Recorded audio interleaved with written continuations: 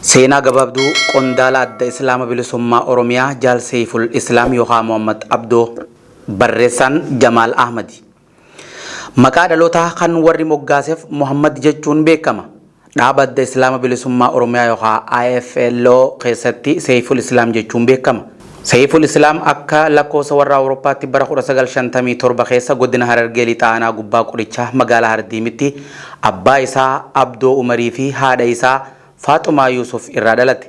Seeyful Islaam dargaggoota sabboontota Oromoo kan gubbaa qorichaatti gaafa elemoo qilxuu bosona carcar seenu elemotti dhiyaatee sabboonummaa shuruufkoo itti keessaa nama tokko ture. Haalli sirna nugusoota Bashaa kan dhukaasa elemoo faa booda sabboontota Oromoo hedduu anaannachiiseeti qabsoof murachiise. Haala kanaan hidhannoo diina kanaan ofirraa kaafnu barbaadachuu qabna jechuun murteeffatan. Murtee tana Seeyful Islaam fi waahilloonni isaa hidhannoo barbaada gara Somaaliyaa deemuuf murteeffatan. Seeyful Islaam yeroo tana bultii jaarratee abbaa ijoollee lamaati. Haa ta'u garuu Seeyful Islaam kan gochi diinaa garaa madeessi akka lakkoofsa warra Awurooppaatti bara 1974 jechuunis baruma elemoo qilxuufaan qabsoo eegalanii wareegaman kana waahiloota isaa wajjin hidhannoo barbaada gara Somaaliyaa qaceele.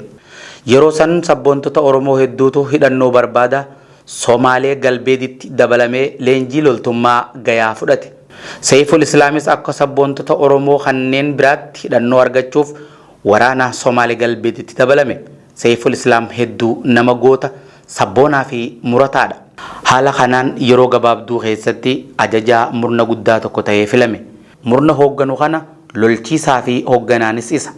As jidduutti sooressi jaarraa abbaa gadaa mana hidhaa Somaaliyaa irraa bahee gara Oromiyaa deebi'e.